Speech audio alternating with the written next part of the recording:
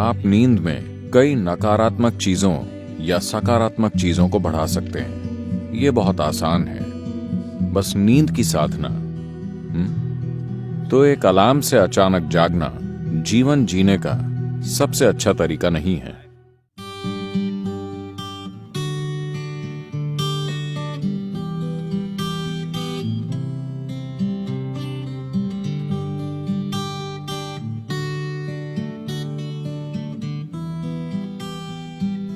आप में से कितने लोग किसी दिन सुबह उठने के बाद बेवजह बहुत बुरा महसूस करते हैं? बिल्कुल बेवजह।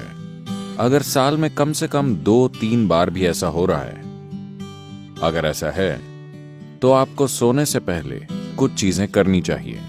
ये बहुत ही महत्वपूर्ण है, क्योंकि आपको समझना चाहिए कि आप नींद में कई नकारात्मक चीजों या सकारात्मक चीजों को बढ़ा सकते हैं। आप नींद में सुखदता या अप्रियता को बहुत कुशलता से बिना रुकावट के बढ़ा सकते हैं। आप दिन में भी उन्हें बढ़ा सकते हैं, पर कई रुकावटें होंगी, वो बहुत कुशलता से नहीं होता। पर अगर आप किसी निश्चित तरह से सोने जाते हैं और सुबह बहुत बुरा महसूस करते हुए उठते हैं, बिल्कुल बेवजह, तो मतलब आप रात में बहुत कुशलता से चीजों को सेते हैं, खराब अंडों को। बात सिर्फ मानसिक अशांति की नहीं है, ये समय के साथ बड़ी शारीरिक समस्याएं पैदा कर सकता है। ये महत्वपूर्ण है कि आप इन चीजों को अपने जीवन से हटाएं।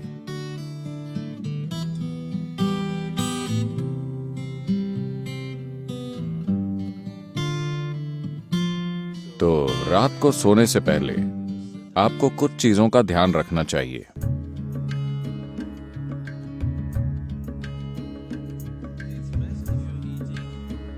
अगर आप मांस और वैसा भोजन करते हैं तो उसे सोने से कम 3 से 4 घंटे पहले खाएं, ताकि पाचन पूरा हो जाए।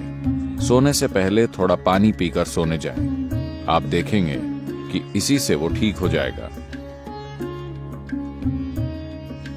एक आसान चीज की जा सकती है, वो है स्नान। हमेशा सोने से पहले नहाएं, इससे काफी फर्क पड़ता है। इस मौसम में ठंडे पानी से नहाना मुश्किल हो सकता है, तो आप गुनगुने पानी से नहाएं। रात को गर्म पानी से न नहाएं, गुनगुना पानी लें। यह आपको सजग बनाता है। आप सोचेंगे, अरे मैं सो नहीं पाऊंगा। कोई फर्क नहीं पड़ता। आप 15-20 मिनट या आधे घंटे बाद सोएंगे, मगर नींद बेहतर आएगी, क्योंकि इससे कुछ चीजें हट जाएंगी। जब आप नहाते हैं तब सिर्फ त्वचा की गंदगी नहीं हटती। क्या आपने देखा है, जब आप बहुत तनाव और चिंता में होते हैं तब सिर्फ नहाने से ऐसा लगता है मानो बोझ लगभग उतर गया हो? क्या आपने ये नहीं देखा है? तो ये सिर्फ त्वचा की सफाई नहीं है, पानी के शरीर पर गिरने से बहुत सारी चीजें होती हैं। स्नान एक बहुत बुनियादी भूत शुद्धि है, क्योंकि आपका शरीर 70% से अधिक पानी है। अगर आप उस पर पानी गिराएं तो एक तरह का शुद्धिकरण होता है, जो त्वचा की सफाई से परे है। एक और चीज अगर आप करना चाहें, आप बस एक जैविक तेल का दिया जला लें, रुई की बाती और कोई भी तेल। यहाँ आप क्या इस्तेमाल करते हैं? साधारण खाने का तेल, linseed oil, rice bran oil या तिल का तेल। आपके पास क्या है?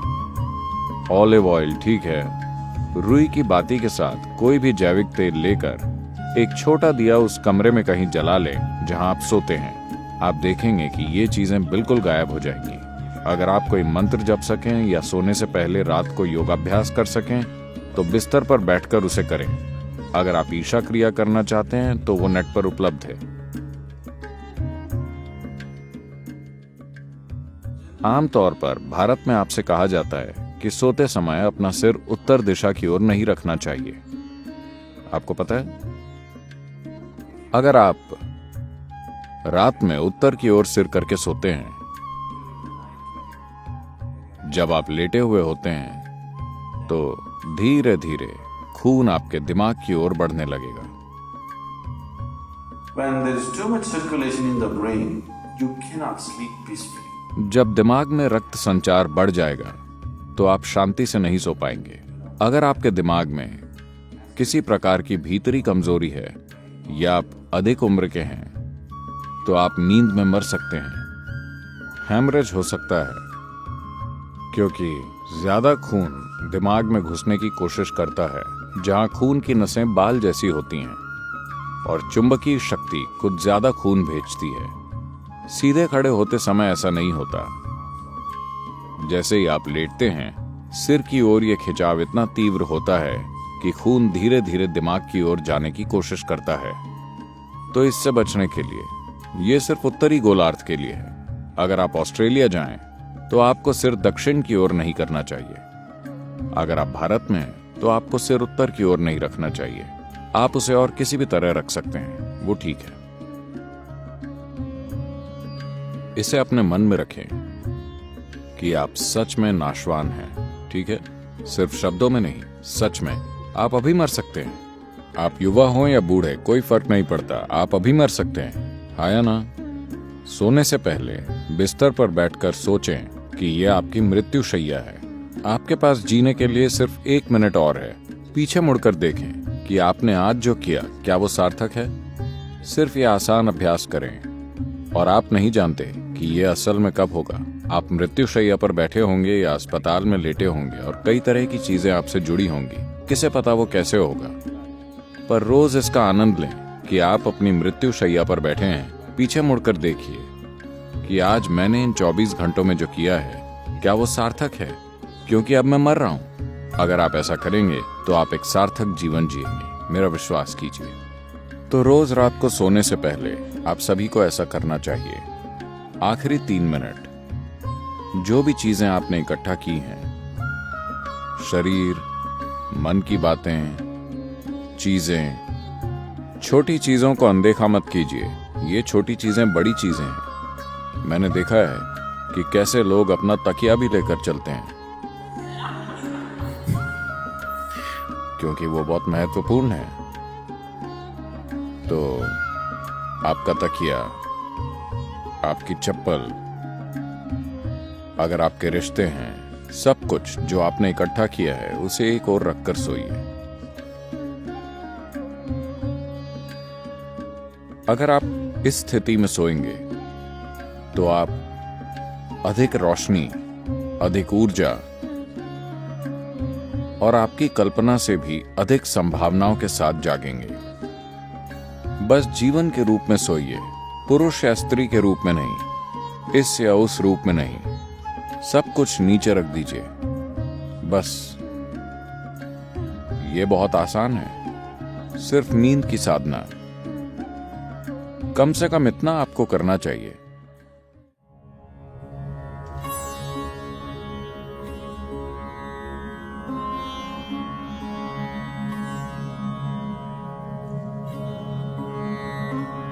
तो आप जैसी ध्वनियों में जागते हैं वो कई रूपों में आपके दिन की प्रकृति और आपके जीवन का भविष्य तय करेंगी। तो एक अलार्म से अचानक जागना जीवन जीने का सबसे अच्छा तरीका नहीं है।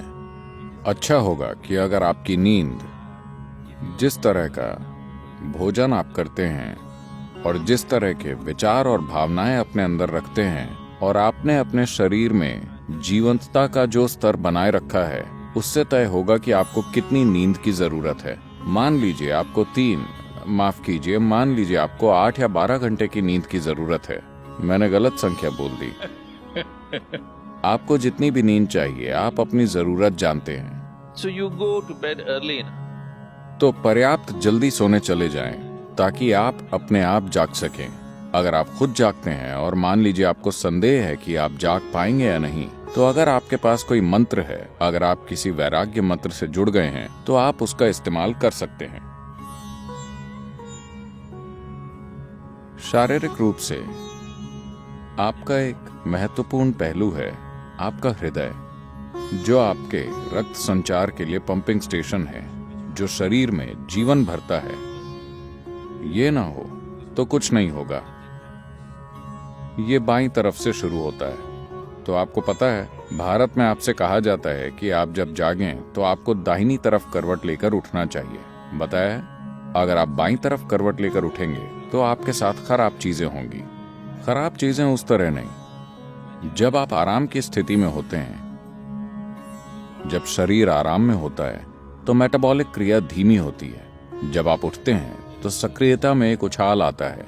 इसीलिए भारत में कहा जाता है, देखिए ये चीजें जीवन का हिस्सा थीं, इन्हें आप छोड़ रहे हैं। जीवन का पूरा विज्ञान जीवन का हिस्सा था। आपसे कहा गया कि सुबह जागने से पहले अपनी हथेलियां आपस में रगड़कर ऐसे देखना चाहिए। Not see like this. You must place it upon your eyes. देखना नहीं, आपको उसे अपनी आंखों पर रखना चाहिए। आप ऐसा कीजिए, आपको भगवान दिखेंगे। ये भगवान देखने के बारे में नहीं है। अगर आप इन दोनों को साथ रगड़ेंगे तो सभी नसों के सिरे, आपके हाथों में ढेर सारी नसों के सिरे होते हैं। अगर आप ऐसा करते हैं तो शरीर तुरंत जाग जाता है। अगर आपको नींद आ रही है तो ऐसा करके देखिए, सब कुछ जागृत हो जाता है। तो सुबह शरीर को हिलाने से पहले आप उसे जगाइए और फिर इसे अपनी आंखों पर रखिए।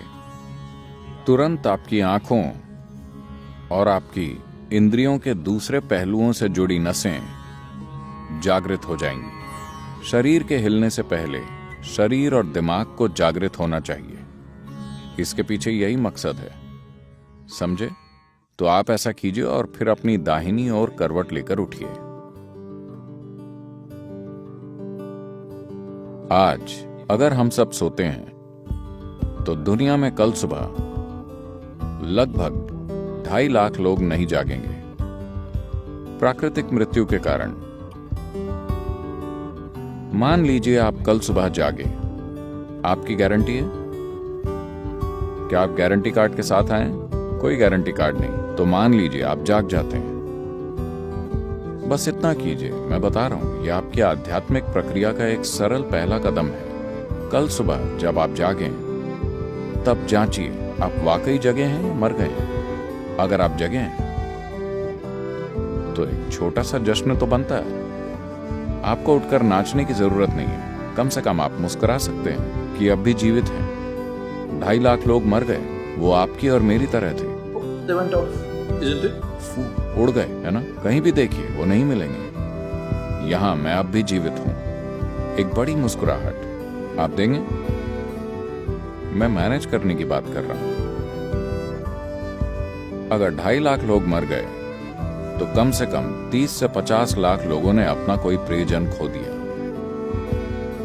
आप उन 3, 4, 5 लोगों को देखिए जो आपके लिए मायने रखते हैं, वो सभी आज जिंदा हैं। एक और बड़ी मुस्कुराहट देंगे या नहीं? जिंदा। अगर मान लीजिए अभी हम आपके सिर पर बंदूक रख देते हैं, क्या आप राहत महसूस करेंगे?